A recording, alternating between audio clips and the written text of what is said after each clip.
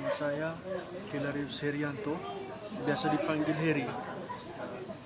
Kalau latar belakang pendidikan saya itu sebenarnya saya seorang guru tamatan dari Universitas Nusa Cendana untuk program studi bahasa Inggris.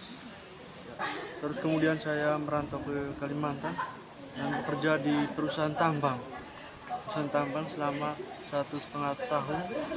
Ya, baru kemudian saya kembali di sini. Jadi sampai di sini saya tidak punya pekerjaan. Sudah hampir 3 bulan sudah.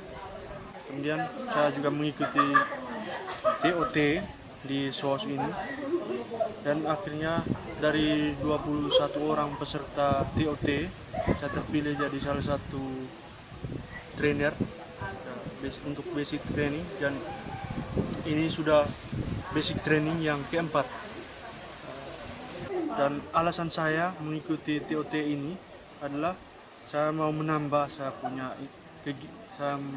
wawasan saya tentang komputer.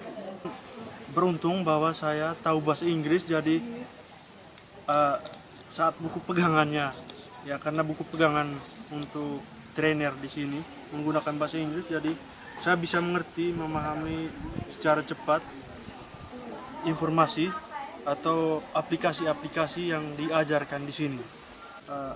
Kesan saya sebagai trainer untuk 4 basic training, ya, kesannya ya cukup bagus. Cuman yang kita hadapi di sini adalah orang-orang yang rata-rata kemampuan komputernya masih sangat rendah sekali. Mereka bahkan untuk kemampuan untuk bahasa Inggris, untuk pemahaman tentang aplikasi itu juga sangat rendah. Jadi kalau saya mau berikan saya punya pengalaman, maka saya hanya mau menyarankan saja kepada trainer-trainer supaya kita harus lebih bersabar. Terutama ini kan untuk orang-orang yang masih basic, jadi perlu kesabaran yang ekstra untuk mengajar mereka. Ada banyak pengalaman lucu, pengalaman yang tentang orang-orang yang belum tahu ini. Ya, misalnya pada basic training 1 itu ada pengalaman ketika kami bertiga ini mengira bahwa mereka sudah mengerti tentang komputer, tentang cara membukanya. Jadi langsung saat training mereka, kami mengajarkan tentang cara-cara untuk internet, membuka internet. Setelah sudah dibuka internetnya, ternyata banyak dari peserta-peserta yang mengikuti basic training tersebut meminta supaya ya perlu diulang lagi, harus dari awal lagi. Jadi harus mulai dari cara membuka internet.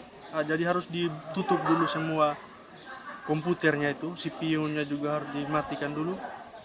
Baru kemudian ya kita mulai lagi dari awal, mulai dari mengaktifkan CPU-nya, kemudian aktifkan layar monitornya. Jadi itu hal lucu bagi saya, karena kita sudah di pertengahan sebenarnya mengajarkan kepada mereka, tapi ternyata disuruh kembali lagi. Hanya sama menyarankan kepada mereka, terutama kita melihat dulu latar belakang orang yang kita training. Kalau orang yang kita training itu misalnya untuk masih basic, kemampuannya masih dasar, ya perlu kesabaran ekstra di sini.